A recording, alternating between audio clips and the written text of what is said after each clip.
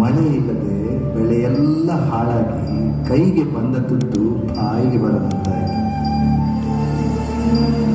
ಆದರೆ ಈ ಸಾರಿ ಸಾಲ ಮಾಡಿ ಆದರೂ ಬೇಸಾಯ ಮಾಡುವ ನಂಬಿಕೆಯಲ್ಲಿದ್ದೆ. ಆದರೆ ನಾನು ನಂಬಿದ ಭೂಮಿ ತಾಯಿ ತಿಳ್ಕೊಂಡ್ಮೇಲೆ ಇನ್ನು ಹೇಗೆ ಬದುಕುತ್ತೇನೆ?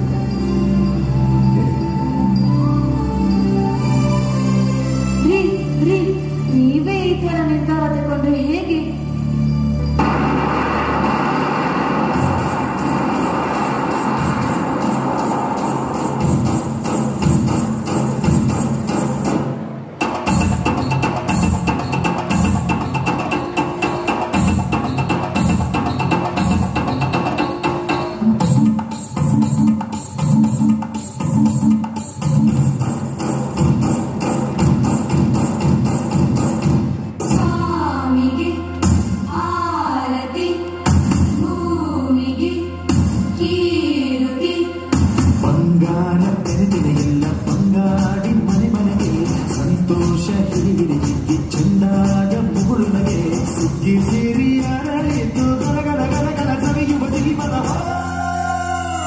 ತುಂಬಿ ತುಳುಕಲಿ ಆನಂದ ಕಲರವ ನಾಡಿಗೆ ಭೂಮಿಗೆ